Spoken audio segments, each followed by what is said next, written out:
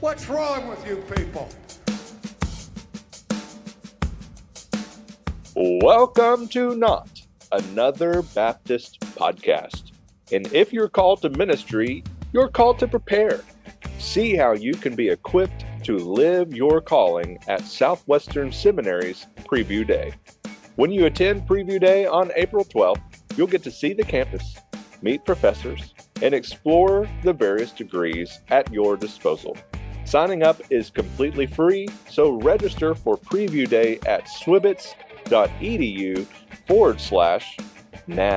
Kyle, good morning to you. It is a beautiful day here in Farmersville, Texas. Wait a minute, I am no longer in Farmersville. We are completely and totally unpacked and living life in Irving, Texas. And, it has been a week and a half now. Yeah. I have not been fired, but I have maybe added about an inch to my belly. And I found that out because a jacket that fit quite literally about 2 weeks before I preached there the first time did not fit when I put it on my second Sunday at the church because it has been kind of an endless season of meals and people taking us out to eat, people bringing food, going to the various fellowships that involve food. And I want to tell you a little pro tip. Now, you just need to, file this away as information you may need for the future. Okay. And that is this. There is a group of ladies at our church that plays bunco. I don't know what it is. I don't want to know what it is. But I do know that all of the men that are kind of left by the wayside while they go and do this, they all get together for a meal. Okay. And normally, they have this meal at a restaurant called Razoo's. I don't know if you've ever been to Razoo's. Oh, yeah. Yeah, kind of Cajun. Pretty Yeah, good. A little good. Cajun seafood, all of that kind of stuff. I love Cajun. Not a big seafood guy, but that was where they were going to go. And it was Tuesday. And most Tuesdays that they do this, that restaurant has like 4 people in it and maybe like 10 waiters. It's not always a hopping place. But I'll tell you when it's hopping, on Fat Tuesday. Yeah, It was I like bet so. standing room only in that place, and we had a great time. I think we were there about 2.5 hours. It quite literally from the time we sat down to the time the last person got their drink on the table, it was about 50 minutes. Wow. And so at that point, we all kind of made a decision that we're going to. I mean, we're committed at this point. Sure. But whatever you get when the meals start coming out, just don't send it back. Yeah, yeah, You just yeah. need to roll with whatever Yep. it is, and Yep. so Just because deal of with it. that, we just didn't think. I mean, it was trending towards we were going to be getting home well after our ladies ever got there, and so yeah, we had a great time. So just a note, just to file away for next year, brothers and sisters, is if you plan to go out to eat on Fat Tuesday, you might steer clear of the kind of New Orleans type of restaurants, the more Cajun type of restaurants. Just a pro tip. Yeah.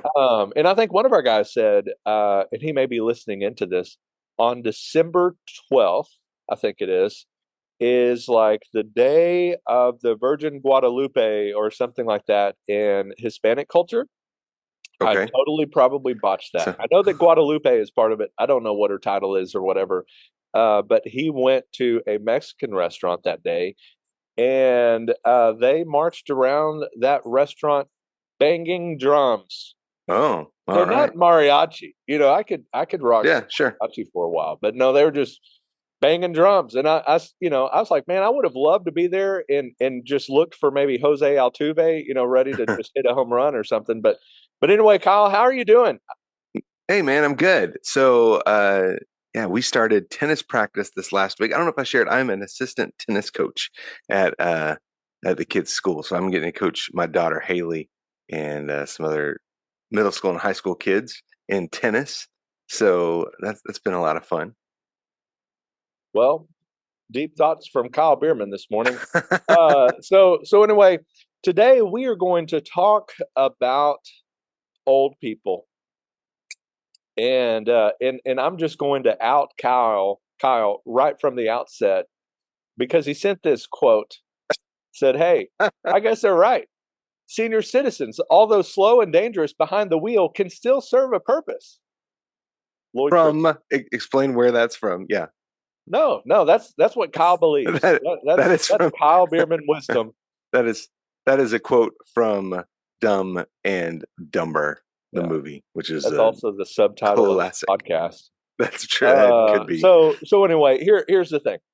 We won't spend a whole lot of time on this, but whoever wants the next generation will get them, as Michael Katz says. And we rightly, as pastors and leaders and church members and everybody else, we work hard to pursue and reach and disciple and unleash the next generation. But a singular focus therein leaves some great opportunities on the table. And so, yes, we want to reach the next generation. We've talked about this on the podcast. We know how important that is for our churches. And yet, when we get so laser focused there on what is to come and what, obviously is a part of it now, we may let a population go by the wayside, and so according to some statistics, and we'll put this in the show notes as well, if you want to dig into some stats on not the next generation, but to some degree, kind of the outgoing generation, the senior adult population of the world.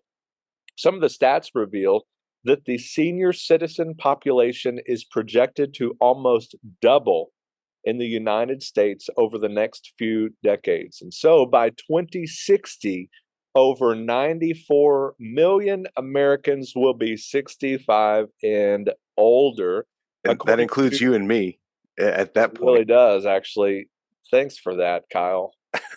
Now I want to just close this podcast up and say, may your coffee be as black as night and as bold as the gospel we declare, and just wrap it up. But anyway, that is coming, that is happening, and so let's talk about that a little bit, because 27% of them never attend church. Mm. So we have a quarter of, if you will, by 2060, if those statistics hold, we would have over a quarter of 94 million Americans that will be over 65 and not attending church, Yeah. likely lost.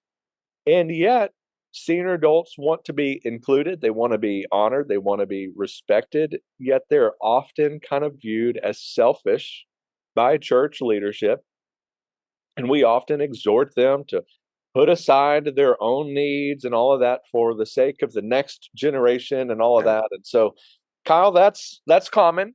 We've probably been there. We've probably done that. And so let's talk about that a little bit, Kyle.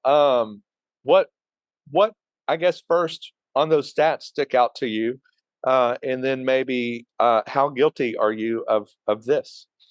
Well, yeah. So first of all, I mean, the statistics, we need to be aware of this. It's not surprising, right? I mean, the millennial and Gen Z generations are two of the largest generations we've ever seen.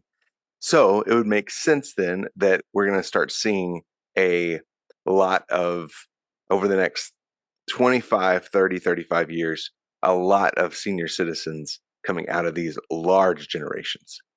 Um, I, man, I've really tried to respect the older generations, to not see them as a burden.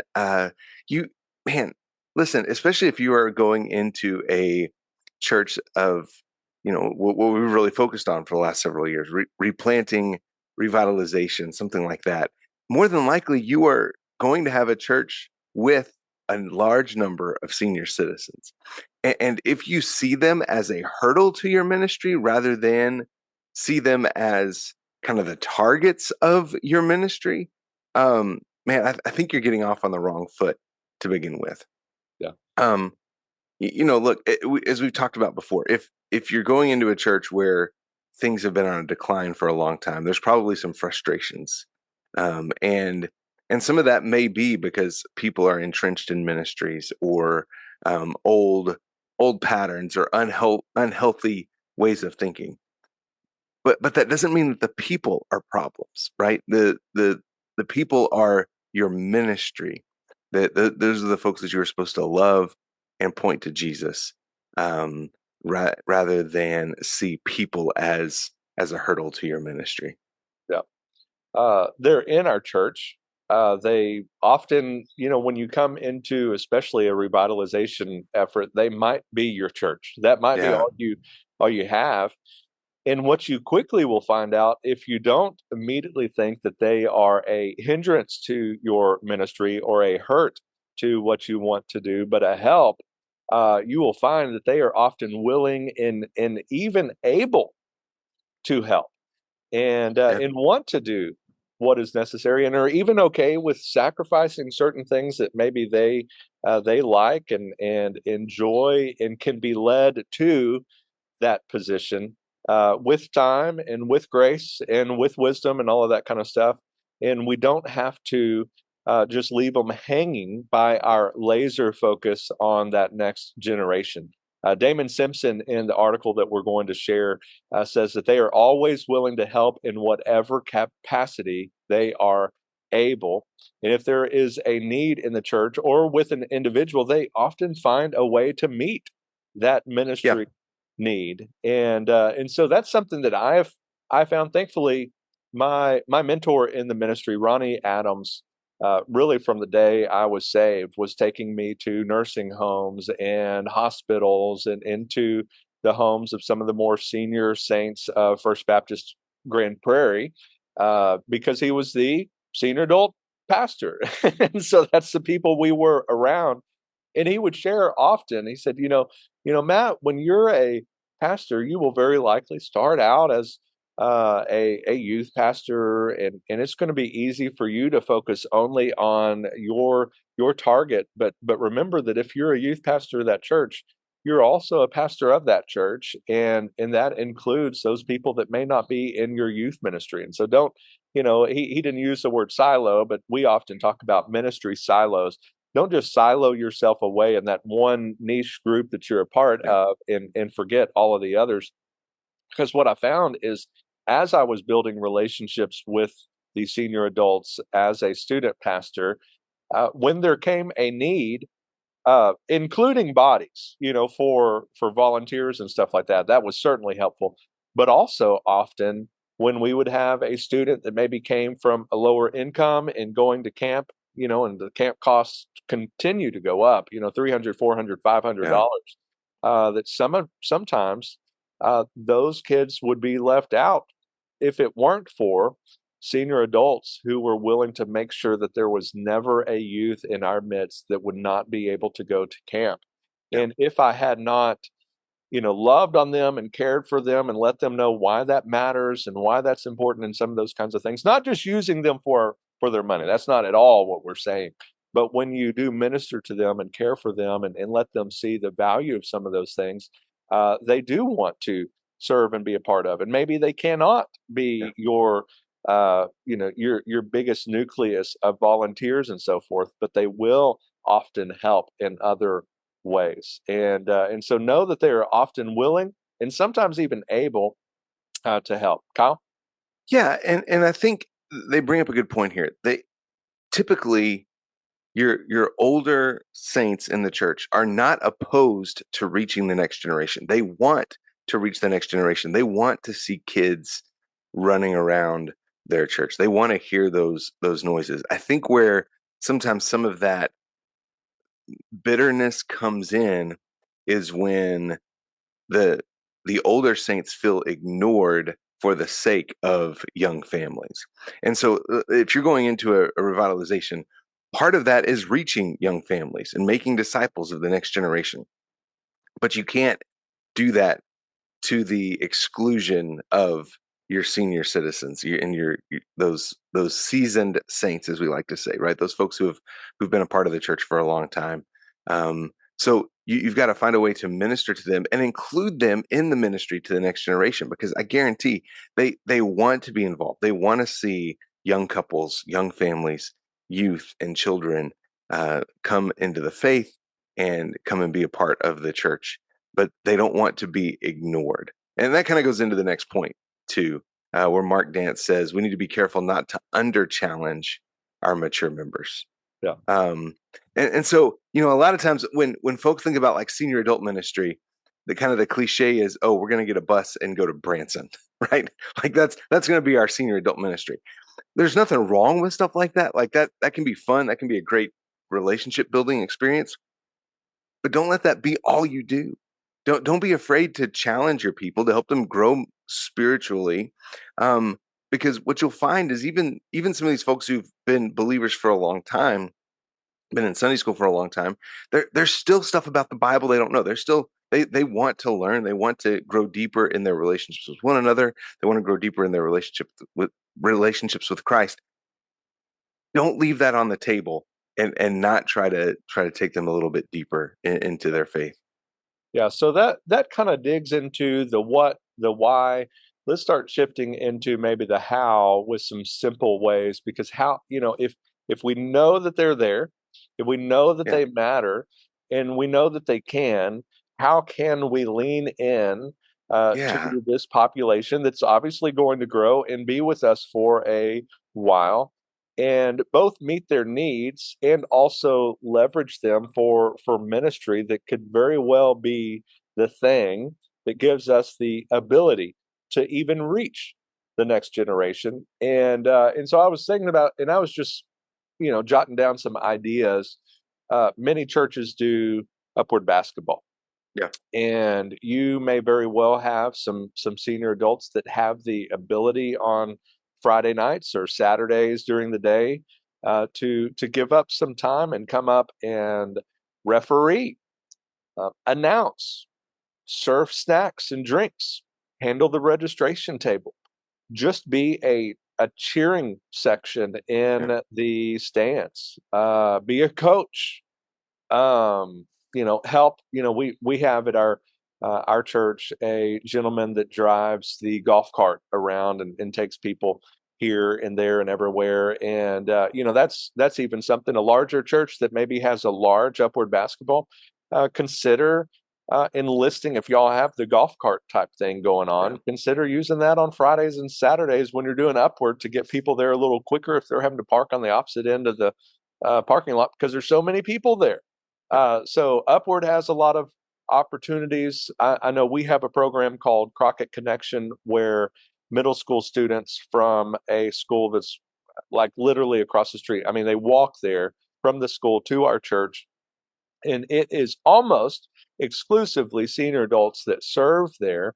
Mm. And teaching them and leading them to look at ministries like that is not just getting them off of the streets, but we're actually ministering to them and mentoring them and teaching them and loving on them and giving Yeah. them that kind of a safety spot, a safe place, but also a chance to learn about them.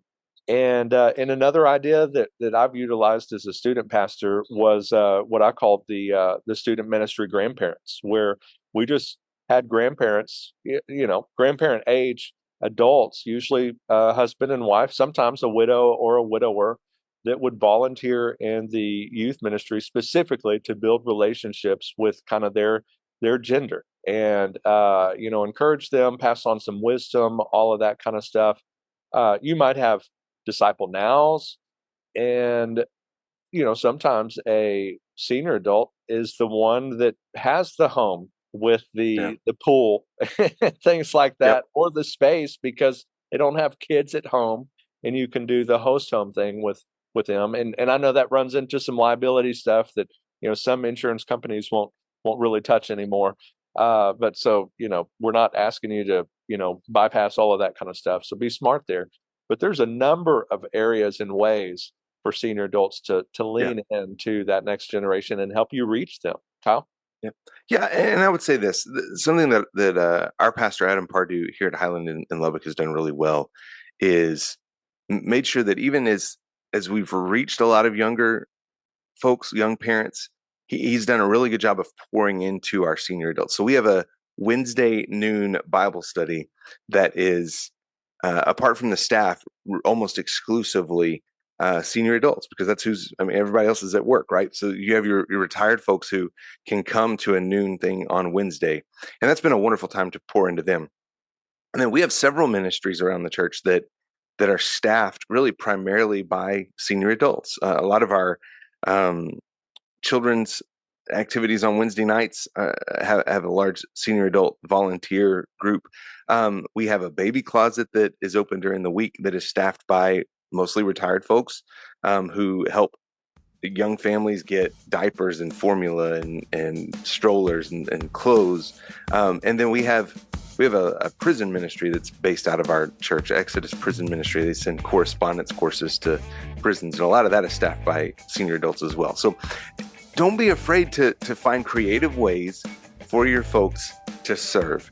And again, that's not just, hey, we're going to load up a bus and go to Branson, right? That they're actively involved in ministry.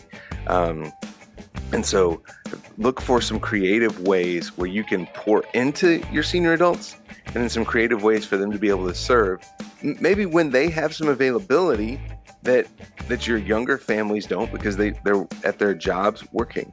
And so find, and you may have to think outside the box a little bit, but don't be afraid to do that, because you may find some really valuable ministry opportunities and be able to fill some holes in your community by having senior adults serve in those ministries. Yeah. So as Kyle said, senior citizens, although slow and dangerous behind the wheel, can still serve a purpose to help you reach the next generation and reach the lost around you. And so don't just sideline them, don't let them bench themselves, but continue to pour into them, love them, lead them gracefully, and lean on them as we seek to move forward and advance the kingdom here, there, and everywhere. Kyle, love you, man. Hope you have a great day, and I hope your cat doesn't take down the rest of your blinds behind you. No but kidding. Until next time, may your coffee be as black as night and as bold as the gospel we declare, and the Texas Rangers be the third place team. What's wrong with you people?